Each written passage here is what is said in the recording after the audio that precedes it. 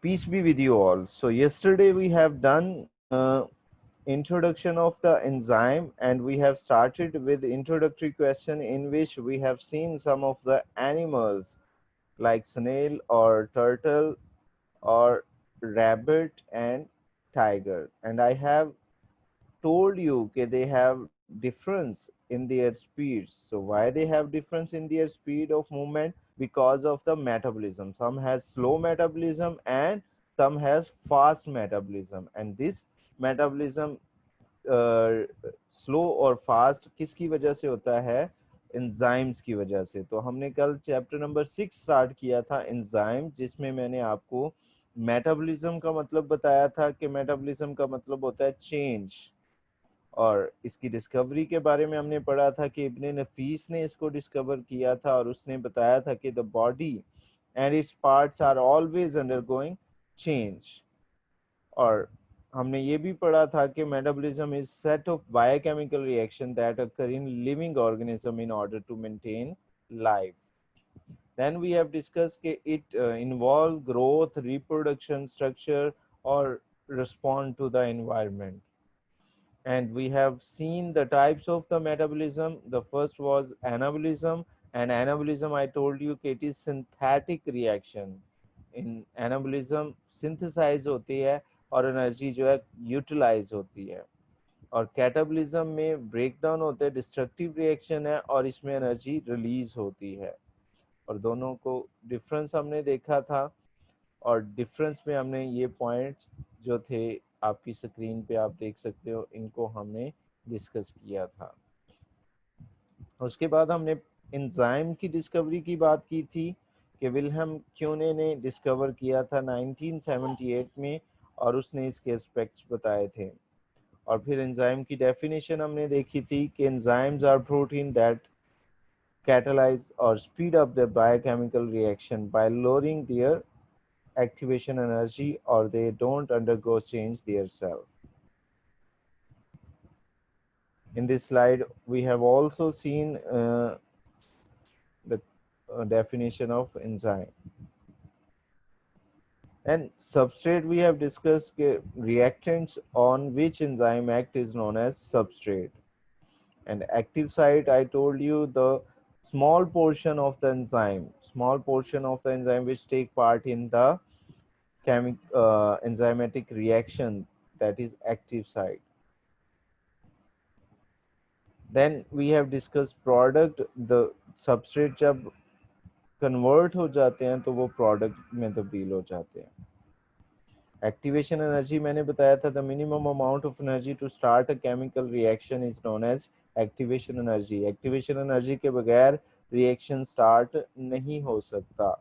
ये मैंने बताया था कि the need for activation energy act barrier to the beginning of the reaction. और enzyme जो होते हैं activation energy को lower down कर देते हैं और rate of the reaction को increase कर देते हैं। और ये भी हमने देखा था कि एक्टिवेशन एनर्जी को 3 तरीकों से एंजाइम लोअर करते हैं। They may alter the shape of the substrate and reduce the requirement of energy for this change. और दूसरा हमने देखा, some enzyme do so by disrupting the charge distribution on substrate. And third way was enzyme may also lower activation energy by bringing substrate in the correct orientation to react. So it was all about quick review of the yesterday lecture. So today we are going to proceed it. Today we will see types of the enzyme. पहले सबसे पहले हम देखेंगे types of enzyme. वैसे तो enzymes की बहुत सारी टाइप्स होती हैं, लेकिन जो एंजाइम की वर्किंग के हिसाब से हम उसके दो हिस्सों में डिवाइड कर सकते हैं। And enzymes can be categorised on the basis of site where they work into two categories. One is intracellular and other is extracellular. First is intracellular and second is extracellular enzyme. So you can see in the diagram कि जो intracellular हैं वो with in cell काम करते हैं, यहाँ पे आप देख सकते हैं कि जो इंट्रासेलुलर हैं वो सेल के अंदर काम करेंगे, ये रेड डॉट्स आपको नजर आ रहे हैं, और जो एक्स्ट्रा सेलुलर हैं वो सेल में ही प्रिपेयर होते हैं। प्रिपेयर तो सेल में होते हैं लेकिन वो सेल से बाहर जाके फंक्शनिंग करते हैं। तो इनको बारी बारी हम देखते हैं। पहले एक्स्ट्रा सेलुलर एंजाइम, एक्स्ट्रा का मतलब ये आउटसाइड, ठीक है, सेल के बाहर। तो enzyme which are synthesized in the cell but work outside the cells are called extracellular enzyme. I repeat, enzyme which are synthesized in the cell but work outside the cell are called extracellular enzyme. For example, digestion enzyme, जैसे आपकी stomach में enzyme है protease, तो वो enzyme जो है prepare तो cell के अंदर ही होते हैं लेकिन वो फंक्शन जो है सेल से बाहर जाके करते हैं, जैसे कि आप इस डायग्राम में देख सकते हैं। ये डायग्राम में लार्ज करके आपको दिखा रहा हूं कि यहाँ पे आप देख सकते हैं कि दिस इज न्यूक्लियस। ये पोर्शन आपको जो नजर आ रहा है, दिस पोर्शन इज न्यूक्लियस। ये क्या क्या है, ये न्यूक्लियस है। और न्यूक्लियस के बाहर न्यूक्लियर पोर्स में, और ये सारा जो पोर्शन आपको नजर आ रहा है, इस पोर्शन को हम क्या कहते हैं, rough endoplasmic reticulum, rough endoplasmic reticulum. और रफ एंडोप्लाज्मिक रेटिकुलम में ये जो डॉट डॉट ब्लू डॉट्स नजर आ रहे हैं आपको, ये राइबोसोम्स है, ठीक है, क्या है, राइबोसोम्स हैं। और राइबोसोम्स जो हैं वो क्या कर रहे हैं, प्रोटीन्स को प्रिपेयर कर रहे हैं। राइबोसोम्स क्या कर रहे हैं, प्रोटीन्स को प्रिपेयर कर रहे हैं। तो प्रोटीन एंजाइम, जैसा कि मैं पहले भी बता चुका हूं कि एंजाइम आर आल्सो प्रोटीन। तो ये रफ एंडोप्लाज्मिक रेटिकुलम में राइबोसोम्स जो मौजूद हैं, वहां पे ये एंजाइम क्या होते हैं, प्रिपेयर होते हैं। और प्रिपेयर होने के बाद यहाँ पे आप देख सकते हैं, प्रिपेयर होने के बाद वो इस तरफ ये प्रोटीन जो है प्रिपेयर हो रही हैं, और प्रिपेयर होने के बाद ये ट्रांसपोर्ट होते हैं वेजिकल की सूरत में। तो वेजिकल की सूरत में ये ट्रांसपोर्ट होते हैं, और ये वेजिकल इनको कौन बनाएगा, गोल्जी अपरेटस, गोल्जी कम्प्लेक्स जो है इसकी पैकिंग करेगा। गोल्जी कम्प्लेक्स पैकेजिंग फैक्ट्री है, जो कि एंजाइम एंडोप्लाज्मिक रेटिकुलम और राइबोसोम से बन के तैयार होके आएंगे, वो यहाँ पे पैक किए जाएंगे एक वेजिकल की सूरत में, और फिर यहाँ से ये सिक्रीटरी वेजिकल की सूरत इख्तियार करेंगे और सेल मेम्ब्रेन से जुड़कर सेल से बाहर चले जाएंगे। और जब ये सेल से बाहर जाएंगे और वहां पे जाके फंक्शन करेंगे, तो इस तरह के एंजाइम्स को हम क्या कहते हैं, extracellular enzyme. So hope it is clear to all of you. Can rough endoplasmic reticulum से प्रोटीन तैयार हुई, और तैयार होने के बाद वो गोल्जी अपरेटस या गोल्जी कम्प्लेक्स से पैक होके वेजिकल की सूरत में सेल से बाहर निकल जाते हैं और वहां पे जाके फंक्शन करते हैं।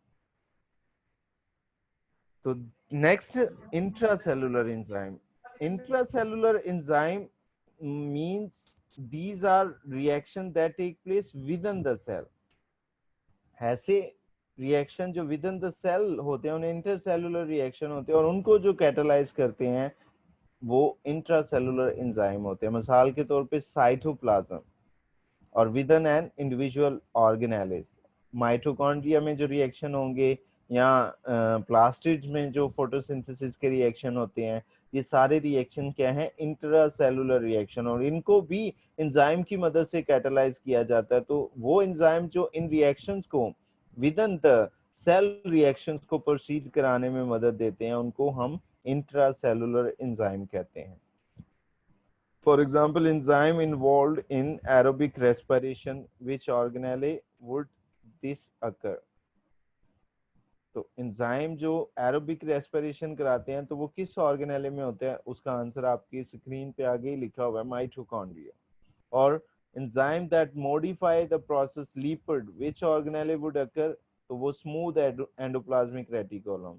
और फोटोसिंथेसिस का रिएक्शन कहाँ पे होता है, प्लास्टिड में, क्लोरोप्लास्ट में। So is it clear to all of you? There are two kind of enzyme, extracellular and intracellular. Next topic है characteristics of the enzyme. So let's discuss characteristics of the enzyme. Almost all enzyme, पहला character क्या है, almost all enzyme are protein, almost all enzyme are protein and they made up of amino acid. यहाँ पे आप diagram में देख सकते हैं कि ये जो डॉट डॉट आपको नजर आ रहे हैं ये amino acid, single unit of amino acid है। ये डॉट आपको नजर आ रहे हैं ये single unit of amino acids हैं। और अमाइनो एसिड जब एक दूसरे से लिंक होते हैं, लिंक अप होते हैं पेप्टाइड बॉन्ड के जरिए, तो ये पेप्टाइड बना देते हैं, और पेप्टाइड आगे फर्दर कॉम्प्लेक्स स्ट्रक्चर जब बनाते हैं तो वो प्रोटीन में तैयार हो जाते हैं।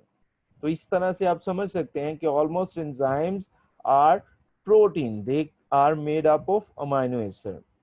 तमाम एंजाइम जो हैं तकरीबन तकरीबन तकरीबन का लफ्ज मैं क्यों इस्तेमाल कर रहा हूँ, ऑलमोस्ट का लफ्ज इसलिए इस्तेमाल कर रहा हूँ कि सभी एंजाइम जो है प्रोटीन नहीं होते, लेकिन मोस्ट ऑफ 80-90% एंजाइम प्रोटीन होते हैं। उसमें कुछ एंजाइम ऐसे भी होते हैं जो कि आरएनए होते हैं, आरएनए इसकी सूरत होती है, तो वो आरएनए जो है वो न्यूक्लियोटाइड से बना होता है, तो वो प्रोटीन नहीं होते। Is it clear?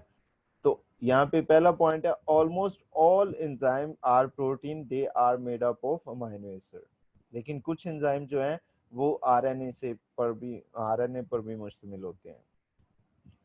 Most enzyme, second character है मोस्ट एंजाइम जो reaction rate are millions of times faster than those of comparable uncatalysed reaction. यानी एंजाइम जो हैं वो रिएक्शन रेट को बहुत बहुत तेज कर देते हैं, यानी मिलियंस टाइम, लाखों गुना ज्यादा कर देते हैं बनिस्बत अनकैटलाइज्ड रिएक्शन के। तो ये डेफिनेशन में भी हमने ये दोनों बातें पढ़ी थी कि एंजाइम प्रोटीन है और वो रेट ऑफ रिएक्शंस को thousands two million time increase कर देते हैं। थर्ड करेक्टर है कि as with all catalysts enzyme are not consumed by the reaction they catalyze। जैसे कि डायग्राम में आप देख सकते हैं कि ये येलो कलर के एंजाइम्स हैं, तो ये रिएक्शन को कैटलाइज तो कर रहे हैं लेकिन ये खुद यूज नहीं हो रहे, ये प्रोडक्ट तो प्रोड्यूस करते जा रहे हैं, रिएक्टेंट्स को सबस्ट्रेट को तो तब्दील कर रहे हैं लेकिन खुद कंज्यूम नहीं हो रहे। और फोर्थ करेक्टर है enzymes are usually very specific for the type of the reaction। Her enzyme जो है स्पेसिफिक जो रिएक्टेंट है उसके लिए होता है, यानी specific reactions are catalysed by specific enzyme. जैसे आप समझ सकते हैं कि ताले की खास चाबी होती है, जैसा ताला होता है वैसी उसकी चाबी होती है, एक ताले को दूसरी ताले की चाबी से नहीं खोला जा सकता। तो एंजाइम भी इसी तरह, जैसे ताला और चाबी एक दूसरे के लिए स्पेसिफिक होते हैं, लॉक एंड की जो है एक दूसरे के लिए क्या होते हैं, स्पेसिफिक होते हैं, तो इसीलिए एंजाइम भी एक दूसरे के लिए, सबस्ट्रेट और एंजाइम भी आपस में क्या होते हैं, स्पेसिफिकली यूज होते हैं, कंपैटिबल होते हैं। फिफ्थ करेक्टर है कि only small portion of enzyme molecule is directly involve in catalysis. मैंने पहले भी कल भी बताया था कि एंजाइम का बहुत छोटा सा हिस्सा जो है वो कैटालिसिस में हिस्सा लेता है, कैटालाइजेशन में हिस्सा लेता है। तो दिस कैटालिटिक रीजन मैंने कल भी बताया था कि इसको क्या कहते हैं, एक्टिव साइट। क्या बोलते हैं इसे, एक्टिव साइट बोलते हैं। और it recognise and bind substrate and then carries out reaction. यही वो एक्टिव साइट रीजन है जो कि सबस्ट्रेट को रिकॉग्नाइज करता है और उसके साथ बाइंड होता है और रिएक्शंस को प्रोसीड करता है। The next character, enzyme production can be enhanced or diminished by a cell according to need। किसी भी सेल में उसकी जरूरत के मुताबिक रिएक्शन के लिए एंजाइम जो हैं वो रिक्वायर्ड होते हैं और उन्हें ज्यादा भी किया जा सकता है, उनकी प्रोडक्शन को ज्यादा किया जा सकता है और कम भी किया जा सकता है। मिसाल के तौर पे जब हम खाना खाते हैं तो खान जब खा लिया हमने तो उसको डाइजेस्ट करने के लिए एंजाइम रिक्वायर्ड है, तो स्टमक एंजाइम प्रोड्यूस करेगी, उसकी प्रोडक्शन रेट बढ़ जाएगा। लेकिन जब खाना हजम हो जाता है, डाइजेस्ट हो जाता है, तो उसके बाद एंजाइम की जरूरत नहीं होती, तो फिर सेल जो है एंजाइम प्रोडक्शन को क्या कर देते हैं, बंद कर देते हैं और वो एंजाइम कम हो जाते हैं, डिमिनिश हो जाते हैं। तो enzyme production can be enhanced and diminished by cell according to need। और 7 करेक्टरिस्टिक्स है कि enzyme activity can also be regulated by inhibitor and activator. नीचे डायग्राम में आप देख सकते हैं यहाँ पे कि ये जो एंजाइम को कुछ मॉलिक्यूल्स हैं वो एक्टिवेट करते हैं और कुछ मॉलिक्यूल हैं एंजाइम की एक्टिविटी को इनहिबिट करते हैं। आप देख सकते हैं कि जब ये ब्लू वाला जो पोर्शन है, ब्लू वाला इनहिबिटर जो है, जब एंजाइम के साथ बाइंड हो रहा है, जब ये बाइंड नहीं हो रहा तो एंजाइम के साथ ये जो सबस्ट्रेट है ये एक्ट कर सकता है। लेकिन जब ये बाइंड होगा, जब ये बाइंड होगा, ब्लू वाला बाइंड होगा, तो फिर सबस्ट्रेट उसके साथ अटैच नहीं हो सकता। तो यहाँ पे आप देख सकते हैं कि एक मॉलिक्यूल जब एंजाइम के साथ अटैच हुआ तो उसने एक्टिव साइट को बंद कर दिया, उसको चेंज कर दिया, उसके शेप को ऑल्टर कर दिया, जिसकी वजह से सबस्ट्रेट उसके साथ बाइंड नहीं होगा। तो इस वजह से जो है वो क्या होगा कि एंजाइम जो है वो उसके कैटलाइज नहीं कर पाएगा। Hopefully it is clear. तो एंजाइम की एक्टिविटी को इनहेंस भी किया जा सकता है और इनहिबिट भी किया जा सकता है।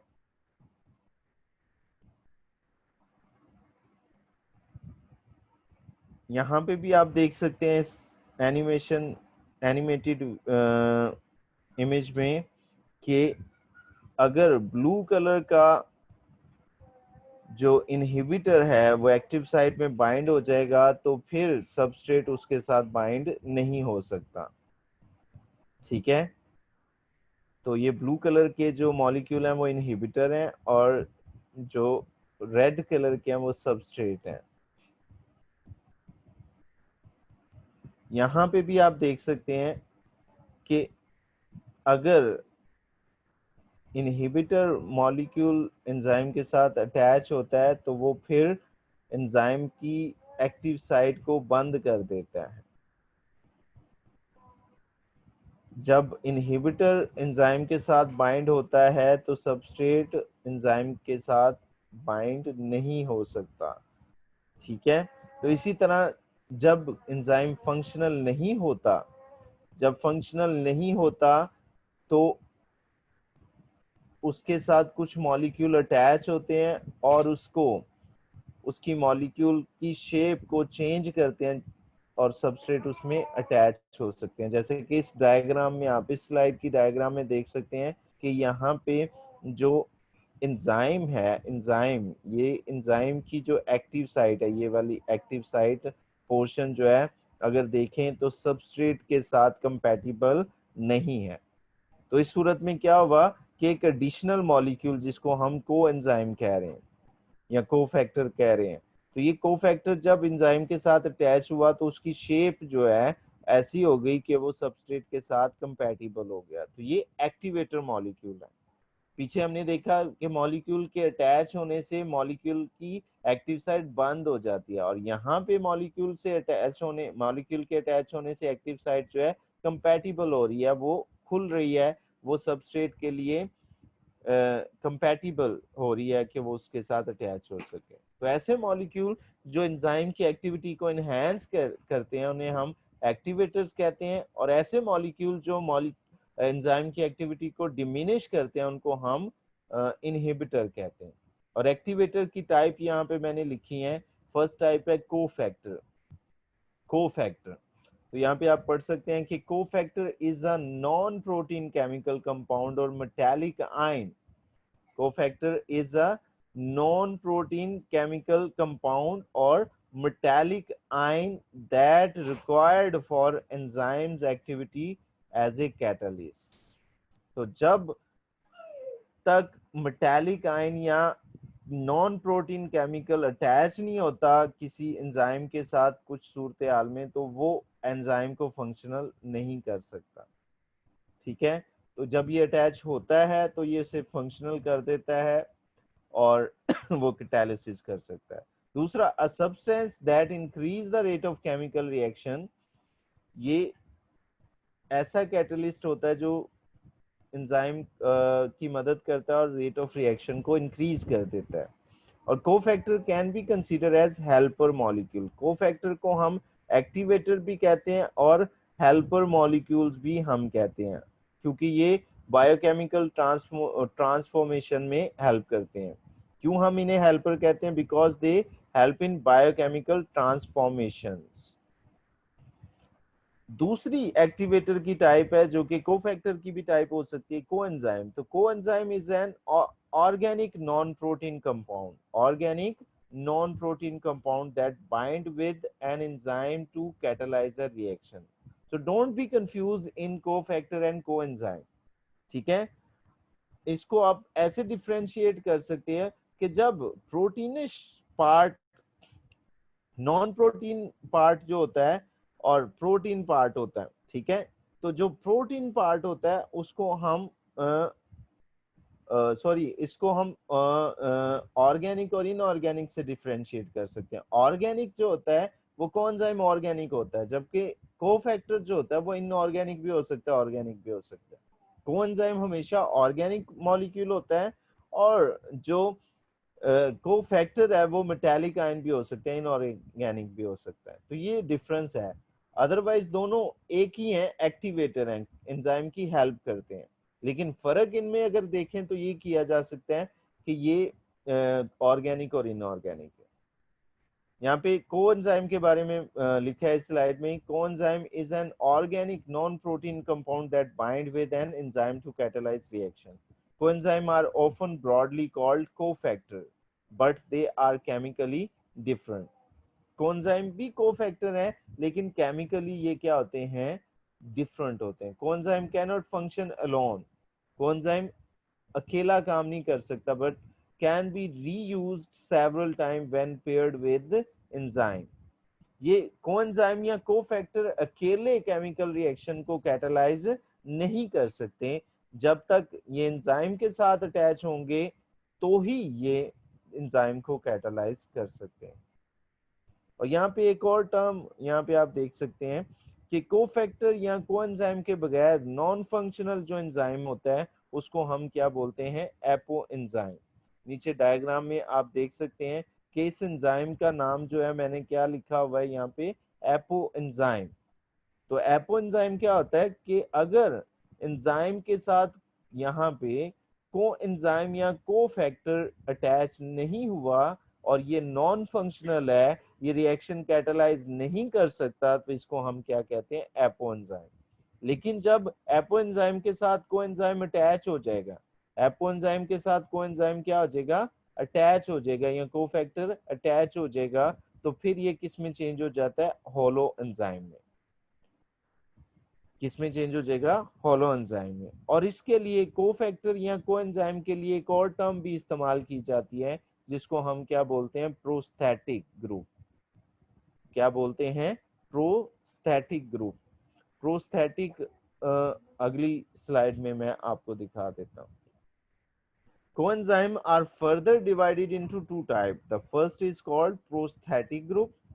कोएंजाइम जो है दो तरह के होते हैं, एक प्रोस्थेटिक ग्रुप है which consists of coenzyme that is tightly or even covalently bound और permanently bound to the portion, ठीक है। तो यहाँ पे आप देख सकते हैं कोएंजाइम को फर्दर कैरेक्टरिस्टिक्स आप देख सकते हैं कि ये एक तो ऑर्गेनिक होता है और दूसरा ये टाइटली बॉन्ड होता है एंजाइम के साथ और ये कोवलेंटली बॉन्ड होता है और परमानेंटली बॉन्ड होता है।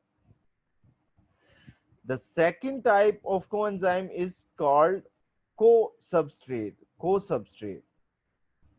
Second type क्या है? Co-substrate. यहाँ पे आप देख सकते हैं co-substrate. And are transiently bound to the protein. जो second type है co-substrate है उसको हम जो है वो tightly bound नहीं होती बल्कि loosely bound होते हैं।